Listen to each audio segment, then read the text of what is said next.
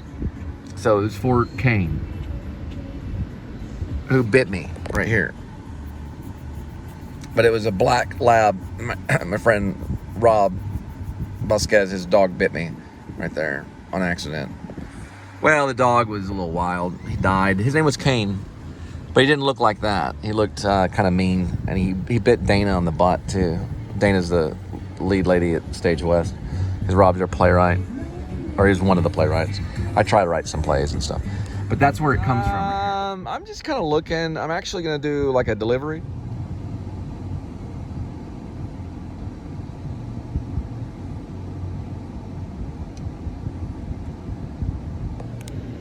You do the same thing on these cases. It'll fit perfect. That'll squeeze in, and then that just kind of just goes through there. It's Raising Cane's. All right, let's keep the thermal.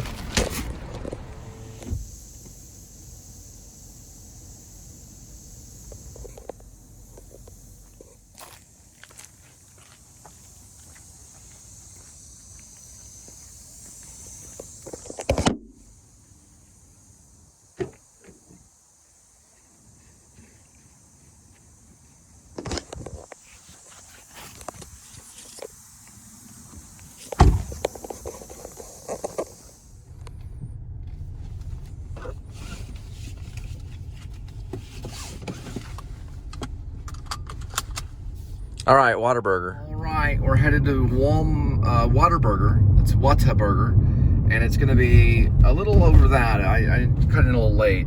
2.4 is what it's saying now, but we're more like 3.4 probably, or something like that. I had to get situated before I turn everything on. We'll hit on Williams, so anyway, you'll be able to figure it out. All right, it's Polito's Mexican restaurant. But we're still going to Whataburger. I used to work for Polito's. I worked for them for a summer. They got like corn chips that are like Frito-Lay corn chips. They don't have like the regular chips that you think. They're like little skinny chips, but their salsa's pretty good. Polito's has been around for a while. They used to have, no, they still have the one over by Seminary. I didn't know they had one way out here. They're pretty cool to work for. You know, it's like kind of fast serving. They get a lot of like Mexican food. You know, things like that. Yeah, so if you're into mime, I highly recommend Greg Goldston. He's out in New York. He's in the Bronx. He's by the ballpark. But anyway, he does a Zoom thing. And if you're an actor, absolutely. He taught Anne Hathaway. Anne Hathaway learns it, and Jessica Lange learned it from his people that he learned from, called Etienne de Creux. There's a dog right there. Look at him. This one's a show dog. Yeah. He's sticking it. He's smelling it right there. That's so funny. Yeah, you don't see a lot of that. They usually they sense it, and then they poke their head back in. That's funny. He's got this runny nose going on right now. Why is it doing it? Am I in the wrong one? No, this should be right. Wade's getting all crazy. There he goes. Wade scared him off. Anyway, you got to check out Greg Goldston. He's going to be able to teach you the Marcel Marceau style and the Etienne de Creux. Marcel Marceau learned from Etienne de Creux. Forgive my pronunciation. Etienne de Creux made it up. And this was a French guy right around the time of World War II. I heard something about the Canadian French. I don't know about that part, the Canadian French thing. But he was French. He did teach Marcel Marceau and a guy named Baptista the clown, or he was Perrault the clown.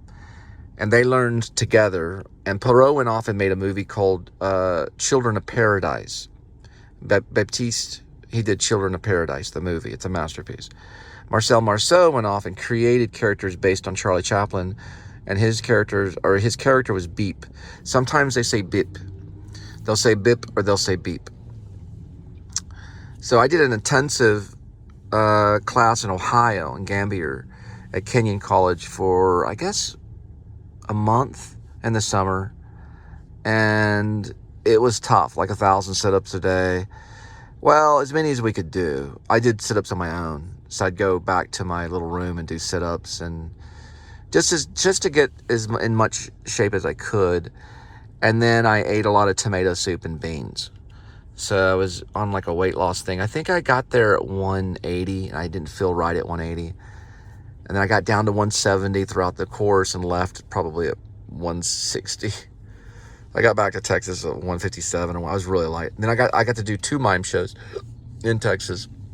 I did a Cup of Joe, which I did that out in Hip Pocket. And then I think I did one called Mime Magic and see, music, mime, and magic, or magic, mime, and music. It was condoned by Templin and his theater, Sage Silo. So I did a little piece there, and then I think the Hip Pocket one was a little more successful.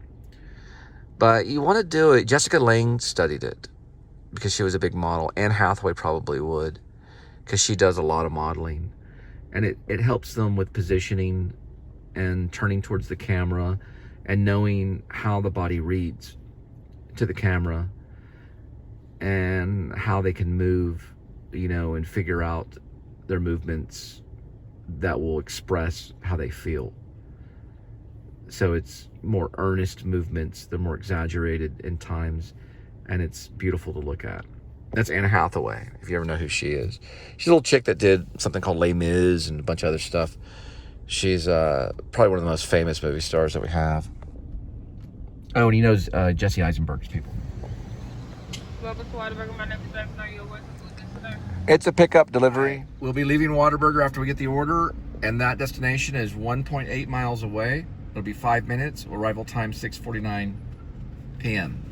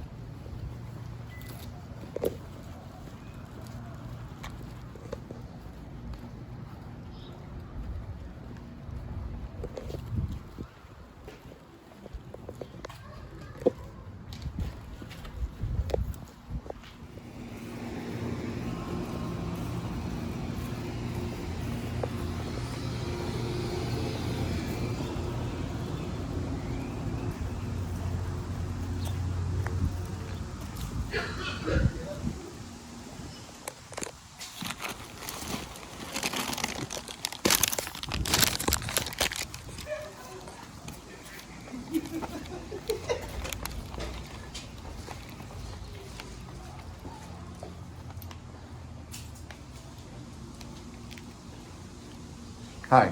How's it going? You looking for a specific door? No, this is fine.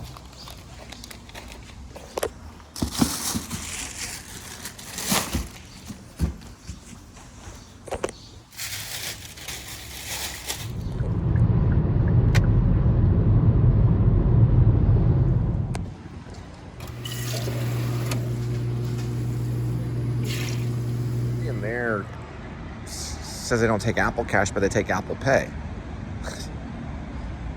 I never heard of that, so I don't know. Something to do with Apple Cash. I'm gonna check it out whenever I get in the car. But I know Apple Pay because I use it every day. Get that. Randy, man.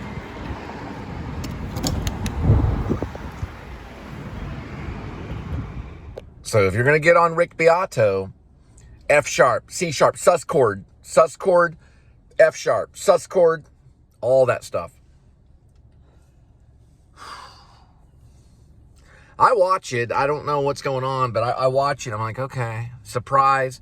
F sharp, C, D, E minor, F sharp, sus chord, F sharp, sus chord. Get more vocals, you know, but it's just analyzation of, you know, and this is the reason why. And then we're like, okay. But you know, in the band, Martin Scorsese did the whole documentary, The Last Waltz. The guy, Dr. John, he taught everybody. His parents were not going to support him if he was in a band only, because he was an educated musician. He had been trained as a musician. So the rules to the game, because the game, was that they were going to give him some money or help him or approve of him being in the band if he taught music to Robbie Robinson, and he taught music to the other band members. So he knew everything about music, and so they had to take music lessons from Doc John. I may be getting it wrong on the guy, but I thought it was Dr. John. And they all did take music lessons from him. And that's why they backed up Bob Dylan, because they were known as the band. They also would go into grocery stores and nearly rob them blind of their bologna. And they just go in there and get what they needed while they were on the road, because they started off really poor. Their first gig of the band, this is the famous band that backed up Bob Dylan in the documentary Last Waltz, was here in Fort Worth. It was their first gig, and there was 2 people there, and a fight broke out. Fort Worth, Texas. That was the band. They showed up here first. Nobody cared. Nobody showed up. No money, no people, nothing. And then a little fight broke out, and they just were like, best band probably, you know, when it comes to that genre in the world. Yeah, they stole baloney. It's not good. It's not good to have in your mind to know they did that. Baloney at grocery stores, they put it in their pocket and walked away. Don't ever do that, especially if you're in a band, which they probably all have done it. Taco Bell sauce like crazy. Weezer are robbing Taco Bell of their Taco Bell sauce and sitting up in their apartments, writing songs and calling themselves Weezer. All these bands, man. I'm going to show you a sign of Partons Pizza since 1968. They may have been here when the band was here. They may have had pizza here, I don't know. Wherever they went, it wasn't a good reception. It's right next to the Yellow Rose Saloon. It could have been here, I don't know. Now, I don't think it was the Yellow Rose Saloon, but that is the Yellow Rose of Texas. And then that's where we're picking up the pizza. That's the oldest one in town. About as old as Mama's Pizzas. Since 1968, all-you-can-eat buffet. We'll go inside. Look at the door. It's all David Lynch.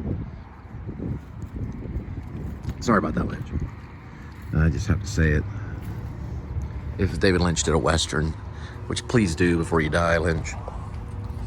Nah, he won't. He gets final cut.